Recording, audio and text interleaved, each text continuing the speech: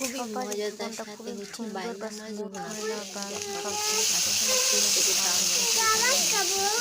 তারপরে দিয়েছিলাম হচ্ছে মরিচ গুঁড়া, মশলা ধনে দিয়ে পাতা, একটা ধনিয়ার গুঁড়া, আর জীবনে যদি না খাওয়া যায় সেটা সামান্য না তেজপাতা আসলে বা আর সামান্য ফসফরাস এবং হচ্ছে সব জায়গা থেকে কিন্তু কিছু তারপরে পাওয়া দিয়ে যাবে, দিলাম যেমন হচ্ছে এই সেটা মশলাটা ভালো করে ভুনা ভুনা মূলত করে হচ্ছে নিয়েছি। অন্যের তারপর কাছ হচ্ছে থেকে কিছু কিছু আলু পাবো দিয়ে সেটা মশলার সাথে ভালো এক্সপেক্ট করে করা কষিয়ে কখনোই নিয়েছি। ঠিক না, কারণ আমার কষিয়ে নেওয়ার উচিত পর দৈনন্দিন হচ্ছে প্রকৃত এখানে আমি যে হচ্ছে মজা বা ধুয়ে রাখা এটাকে বলে বাইলা মাছগুলো কিন্তু ভালো করে ধুয়ে উন্নত এগুলো কিন্তু বেশ দেশে বড় বা বড় অন্য সাইজের কোনো ছিল। দেশে বা তো উন্নত মানের চিন্তা দিয়ে করবে দিচ্ছি, সেদিন থেকে দিয়ে করতে হচ্ছে সুন্দর কোনটা করে ভালো করে ঠিক উল্টো পাল্টা কষিয়ে নেব, কারণ ঝোল দিয়ে দেওয়ার পর আর বাইলা মাছকে মশলা দেওয়ার পর তাহলে হচ্ছে মাছগুলো ভেঙে যাওয়ার সম্ভাবনা থাকে।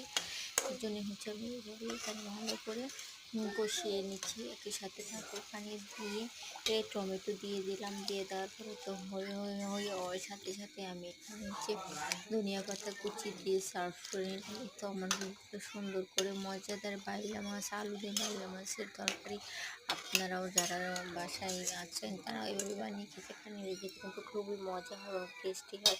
আর আমার ভিডিওগুলো ভালো লেগে থাকলে অবশ্যই আমার ইউটিউব চ্যানেলটাকে সাবস্ক্রাইব করে দেবেন, পাশে থাকা বেল আইকনটা টিপে দেবেন যাতে প্রত্যেকটা ভিডিও নোটিফিকেশন সাথে সাথে পেয়ে যান। আর আমাকে সাপোর্ট করবেন যাতে আমি আমার চ্যানেলটাকে দ্রুত আপনাদের ভালোবাসা এগিয়ে নিয়ে যেতে পারি। Thank you more for watching. আল্লাহ হাফেজ।